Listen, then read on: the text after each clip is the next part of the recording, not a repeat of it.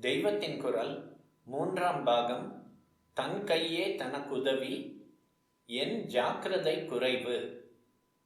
ஆனால் இப்படி அட்வைஸ் பண்ணுவதிலும் கூட நான் இன்னும் கொஞ்சம் ஜாக்கிரதையாகத்தான் இருக்க வேண்டும் என்று எனக்கு புத்தி சொல்லி திருத்துகிற மாதிரி இன்றைக்கு அந்த தம்பதி வந்து, நான் வசவு என்று சொன்னாலும் வியசனத்தோடு விஞ்ஞாபனம் பண்ணி கொண்டு போனார்கள். எனக்கு தெரிந்தோ தெரியாமலோ என் ஜாக்கிரதை குறைவால் நான் பரோபகாரத்தை சொல்லும் போது அதற்கு ஒரு குவாலிஃபையிங் கிளாஸ், நிபந்தனை பிரிவு போடாமலே இருந்துவிட்டேன் என்பதற்காக என்னை வையத்தான் வேண்டும். அதனால் அவர்களுக்கு ரொம்பவும் கஷ்டம் யதார்த்தத்தில் ஏற்பட்டு விட்டதால் திட்டித்தான் இருக்க வேண்டும். ஆனால் வயசு லாயக்கிருக்கோ இல்லையோ அதுவாக வந்து சேர்ந்து விட்ட குரு ஸ்தானம் இதுகளை உத்தேசித்து திட்டாமல் மரியாதையாகவே சொல்லிவிட்டு போனார்கள். அவர்களுக்கு என்ன கஷ்டம் ஏற்பட்டு விட்டது? அவர்கள் வீட்டு பிள்ளை பிரம்மச்சாரி பையன், வேலையில் இருக்கிறவன், என் பரோபகார உபதேசங்களை படித்துவிட்டு அதிலேயே ஓவராக ஈடுபட்டு விட்டானாம். தன் காரியம் வீட்டு காரியம் எதையும் கவனிப்பதில்லையாம். ஆஃபீஸ் காரியம் கூட ஸ்ரத்தையாக பண்ணுகிறானோ இல்லையோ என்று பயமாயிருக்கிறதாம்.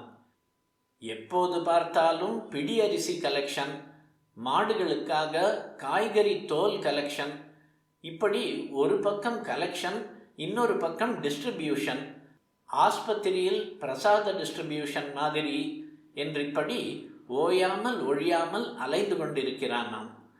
தான் கட்டி கொண்ட துணியை கூட தோய்க்கிறதில்லை, இவள்தான் தோய்த்து போட வேண்டியிருக்கு என்று அந்த மனுஷியர் கம்ப்ளைண்ட் பண்ணினார்.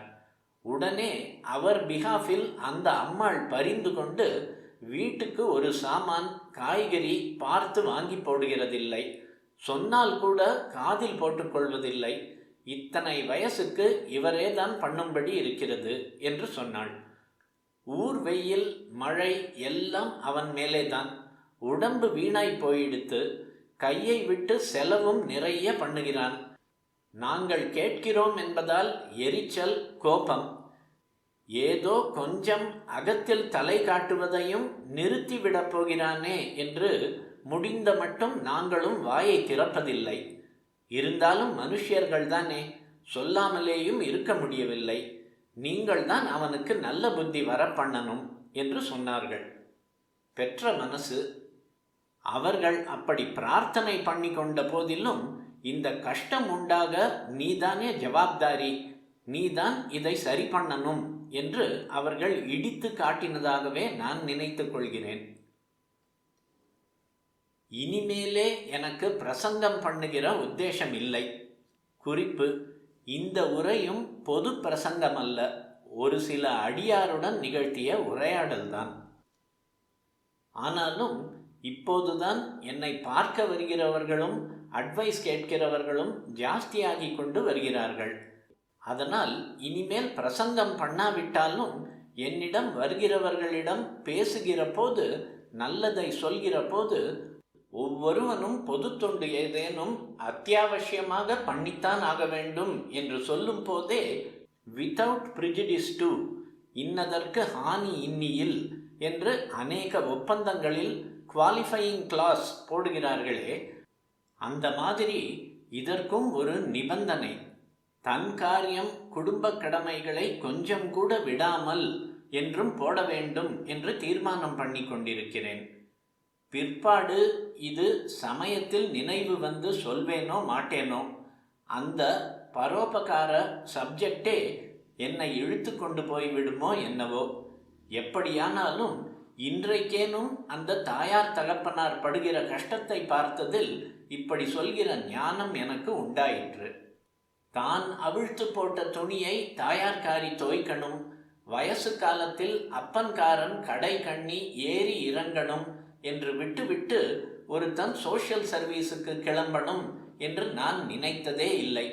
நினைக்காவிட்டாலும் இதை வாய் விட்டு நான் சொல்லாதது தப்புதான். இதனால் இன்றைக்கு இங்கே வந்து போனவர்கள் மாதிரி இன்னும் எத்தனை பேர் வீட்டில் அனர்த்தத்தை உண்டாக்கி இருக்கிறேனோ. எல்லாருக்கும் என்னிடத்தில் வந்து சொல்லிக்கொள்ள முடியுமா? சொல்லிக்கொள்வதே பெரியவா மேலே குறை சொல்கிற மாதிரி தானே ஆகும். அப்படி பண்ணலாமா என்றே பல பேர் பாவம் வாயை மூடிக்கொண்டு என்னால் ஏற்பட்ட கஷ்டத்தை பொறுத்து கொண்டிருக்கலாம். இன்றைக்கு வந்தவர்கள் எனக்கு என்ன உபதேசம் பண்ணி இருக்கிறார்கள்?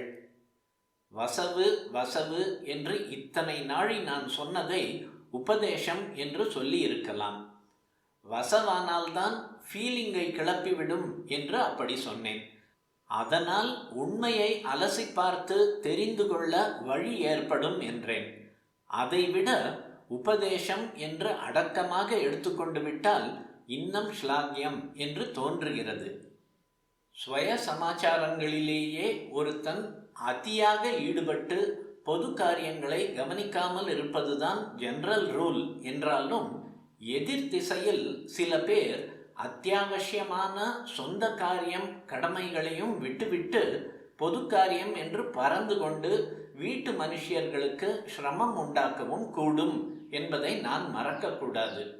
அதனால் சொந்த காரியம் என்பதையே கவனித்து கொண்டிருந்தால் அலை ஓய்ந்துதான் சமுத்திர ஸ்நானம் என்கிற மாதிரி பொது காரியங்களை எவருமே எப்போதுமே செய்ய முடியாது என்று நான் அட்வைஸ் பண்ணும் போதே அதை குவாலிஃபை பண்ணி அதற்காக அத்தியாவசியமான சொந்த வேலைகளை, அகத்து டியூட்டிகளை ஒரு நாளும் விடக்கூடாது என்றும் எடுத்து சொல்லிவிட வேண்டும்.